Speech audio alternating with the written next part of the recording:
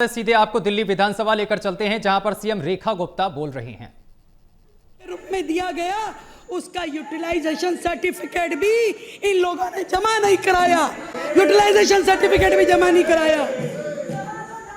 केंद्र ने मेट्रो लाई जिसमें 50% शेयर देना होता था, उसके पैसे इन्होंने कभी नहीं दिए। कोर्ट ने फटकार लगाई, इन्होंने कभी मेट्रो के पैसे नहीं दिए।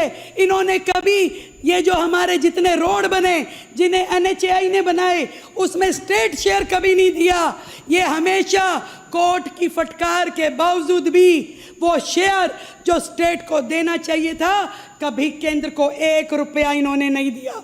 उसके बावजूद भी केंद्र ने कंपनसेशन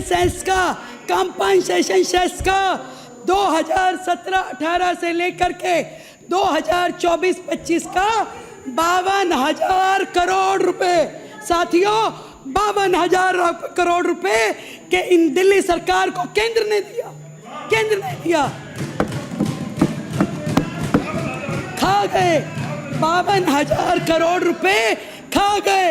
आज तक उसका यूटिलाइजेशन सर्टिफिकेट इन्होंने नहीं दिया।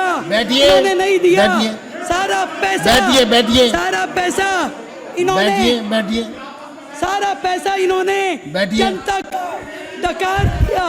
सारा पैसा जनता का डकार लिया। देखिए, फिर भी ये कहते हैं कि इनके बारे में बोला ना जाए, फिर भी ये कहते हैं।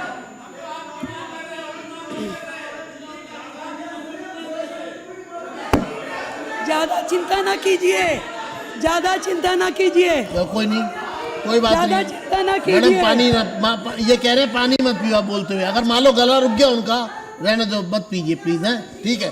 मतलब अगर उनका इमरजेंसी हो गई कुछ, अरे बोलते हुए अगर इमरजेंसी हो गई तो सांस रुक जाए चाहे।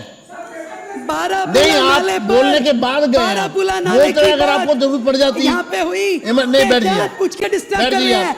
ये सुन नहीं सकते इनकी करतूतों के बारे में। अरे बोलते हुए इमरजेंसी हो जाए क्या करे आदमी के बारे में। आप बिना बोले क्या है काम किया इन्होंने, जनता के विश्वास का घात किया है। कैसे सुनेंगे? वादों के सिक्के फेंकते रहे इन्होंने। कभी मुझे लगता नहीं अध्यक्ष जी ये सुन सकते हैं। 24 हॉस्पिटल जो इन्होंने अधूरे छोड़े, जिसके ऊपर 3427 करोड़ रुपए की लागत लगी, आज भी उसकी कॉस्टिंग जो है 2700 करोड़ रुपए बढ़ गई, केवल इनके कारण से, क्योंकि इन्होंने वो काम अधूरे छोड़े। बारापुला की बात माननीय सदस्यों ने कही।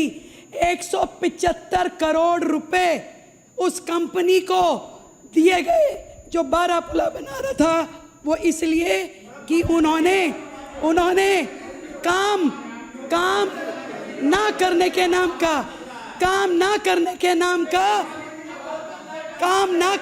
नाम का 175 करोड़ रुपए का फाइन सरकार ने भरा उनको। कितने शर्म की बात है। उसके बाद शीश महल पे 80 करोड़ रुपए का खर्चा इन्होंने किया।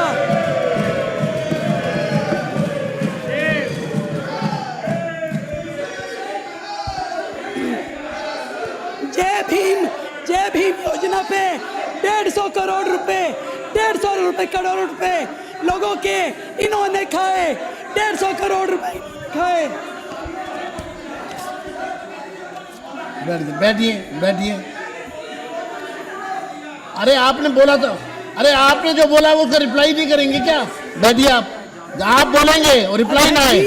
सरकार आपकी बात को रिप्लाई कर रही है। सरकार करेगी रिप्लाई, सरकार रिप्लाई करेगी। बैठिए आप। मैं बताना चाहती हूँ, ये चिट्ठा जो कि दिल्ली सरकार को केंद्र ने कब कितना रुपया दिया, मैं बताना चाहती हूँ।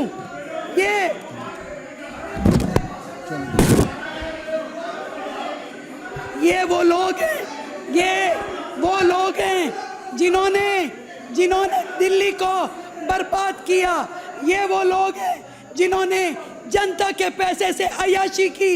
ये वो लोग हैं जिन्होंने पूरी तरीके से इन्होंने अय्याशी की। ये वो लोग हैं। बोलेंगे क्यों नहीं बोलेंगे? क्यों नहीं बोलेंगे? तुमने अय्याशी की, जनता ने।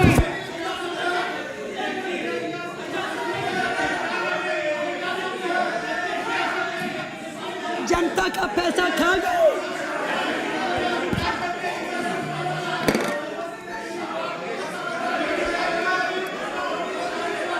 अध्यक्ष जी, मैं इतना कहना चाहती हूँ कि ये जो सीएजी की रिपोर्ट है इसको भेजा जाए पीएससी में, और इनके बारे में एक बात कह करके समाप्त करना चाहूंगी कि अरे किसी का कोई नाम नहीं लिया, कोई नाम नहीं लिया, बैठे हो।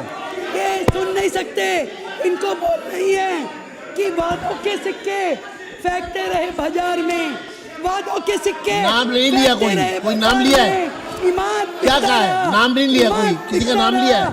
और किसी का नाम लिया है क्या?